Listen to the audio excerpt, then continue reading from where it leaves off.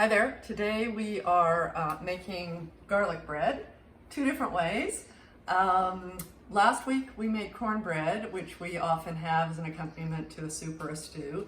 And the other thing that we often have as an accompaniment is garlic bread. In fact, I'd say we have garlic bread more often.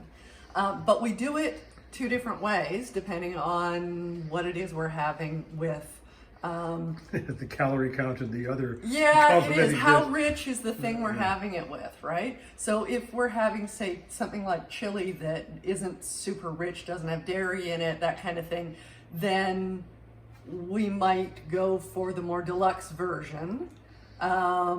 If we're having something like the chowder we're having tonight, see that recipe, chicken corn chowder that we did before. Actually, I think I called it chowder many ways or something like that. We're having chowder, and so to me, I would prefer the toast and scrape, which is the really simple version of garlic bread. Either or, they're both great. I like them all. Yes, but we're gonna start out by showing you the more deluxe version. Let's start out, shall we? What we've done is we've got a pan here, I've got some butter, and as always, the measurements will be down below. Butter and some olive oil. It doesn't need to be up that high. I was just preheating it and it got a little further along than I wanted. You're not trying to brown this or do anything like that. You're just melting the butter and mixing it with the oil. Excellent. Then as soon as that's done, we're gonna pop the garlic in there, chopped minced garlic, and we're not trying to cook the garlic. We're basically putting it in, giving it a stir, and turning it off. Poaching it almost. Even not that. I mean, we're really just placing it. Yeah, we're turning it off. We're turning it off once the garlic goes in there because we do not want the garlic to burn. It's already going to go in the oven, so it's going to get darker there. So we don't want it getting it too dark here. All right, so my butter's all melted. I'm going to actually just turn that off and pop the garlic in. Give it a nice stir around. And it smells heavenly already. Oh, boy, howdy. Who doesn't love garlic bread? I mean, if you eat bread and if you like garlic, they pretty much are a thing of majesty. The prerequisites for friendship. So here we have, I've just taken a portion of a baguette. This is about 1/3 of a baguette. And then sliced it through the middle to make 2 halves. I've done the math. Right? Yeah. So I'm just going to take the butter, oil, garlic mixture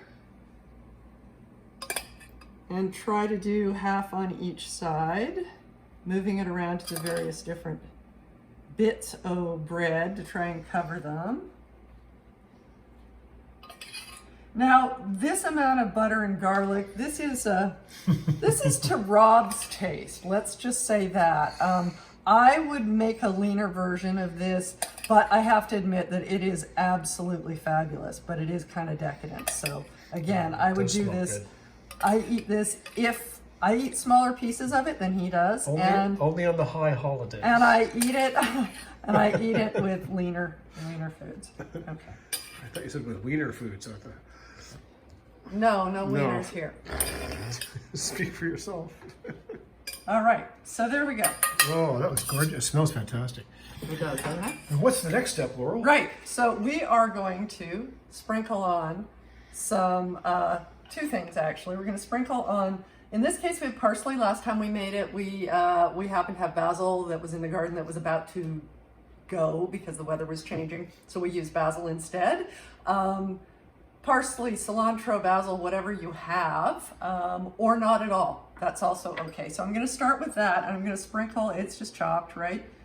And the reason we put it down first is because the cheese kind of A, holds it in place when it's done, and B, keeps it kind of from burning. You want the cheese to be the thing that the heat is getting to, not so much the herbs.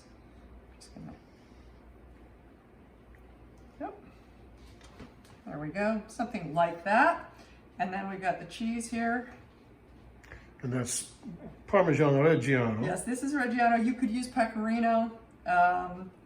You could also do this with no cheese at all.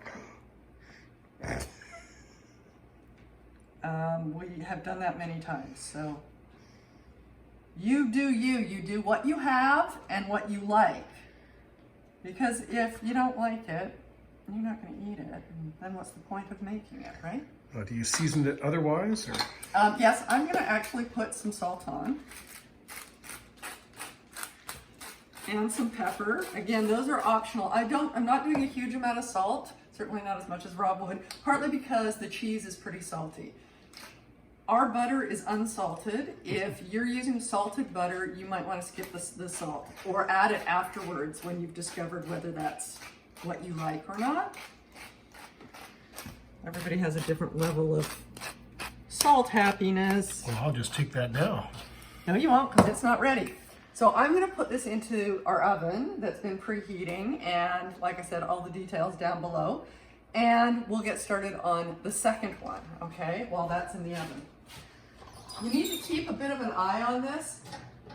And this is not being broiled at the moment, it's being baked, but it's right at the top of the oven, and I may end up turning it to broil. I'll be keeping an eye on it, like I said. So the second one, this is about 1/4 of a piece of baguette, again, cut in half, and I'm just gonna pop it in the toaster.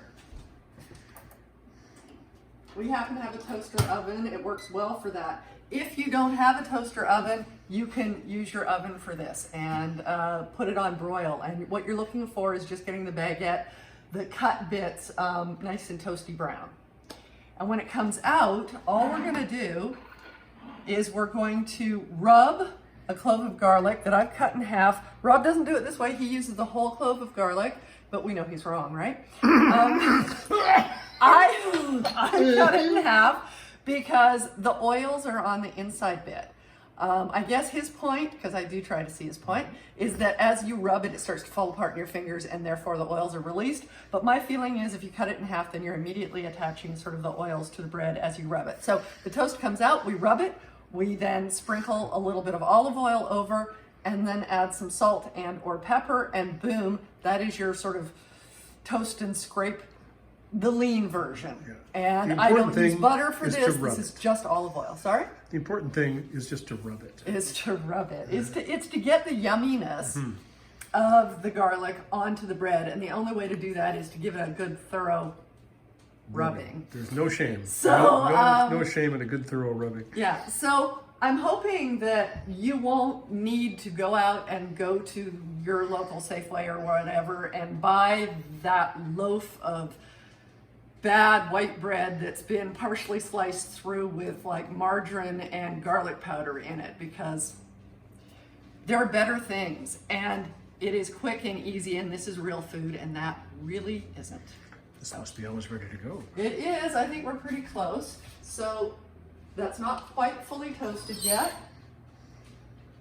And this, let's see how this is doing. It's not ready yet, but I just want to have a look. And yes, it's getting, the back one's getting a little bit more brown, so I might end up turning it around. In fact, why don't I do that right now? Just give it a bit of a turn because it is getting... Flip it. Flip it good. Okay, so that's back in. And we've just got, I don't know, I don't really want to cut because it's so close. So let me just say, let me use this opportunity to ask you to please, if you're enjoying these videos, first of all, I would love to get ideas from you. If you have ideas about what you want to see, I'm happy to look into them if it's something that we make. And if it's something that fits the guidelines. I don't do anything that's too elaborate. I'm trying to get people to cook. I don't want them to be daunted. So please make suggestions. Toaster. Also, subscribe if you haven't already, because that helps me get to more people. And it helps you actually to find them as well. And press like and or comment, because that also moves me up to YouTube channels and makes it easier for people to find. So here we have this beautifully toasted baguette with nothing on it. It's lovely. And I'm taking those cut bits of garlic, and they're really actually kind of hard to grab onto. Well, if you leave them whole, it's much easier. No, it really isn't. But also, if you have a little bit of chunkage in there, that's okay too. Like, as long as you're married. Yeah. It definitely goes for a sharper flavor if you get a chunk. What we're really kind of going for is just the oils on there. I think this clove of garlic was just a little falling apart before we started. So it's not working as well. But I know that it's still going to be tasty. And I think that's what a lot of this comes down to, is going, you know what, I'm not going to sweat this.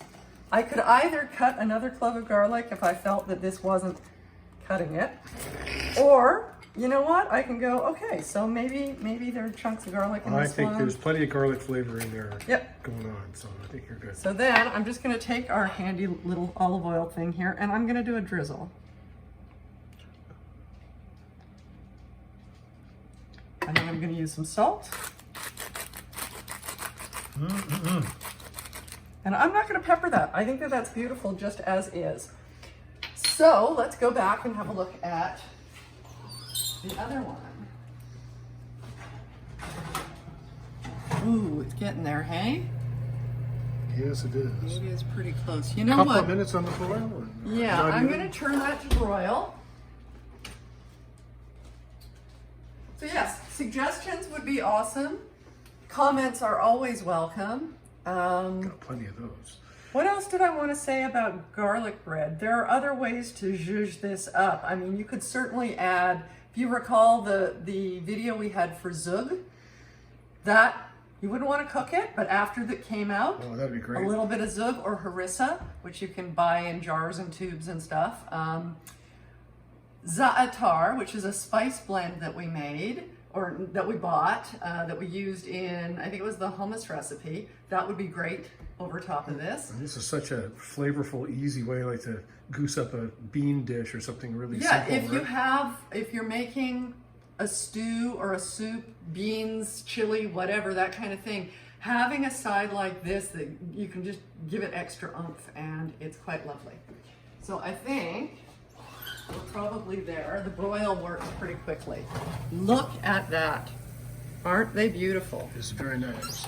So I'm just going to bring that all the way out. Look at that bubbly yumminess. So now what we would now cut this into sort of, well, for me, thirds. For Rob, I'll he'd take, probably I'll eat take the whole both piece. of them. So there you have it. That's garlic bread two ways. You saw how easy that was. We made both. If you were just making one, it would be that much quicker, especially if you're making this one. Both are fabulous. They're just different. And I would love you to be making your own real food. You know what's in it. You're not having to buy it from anyone. You do you.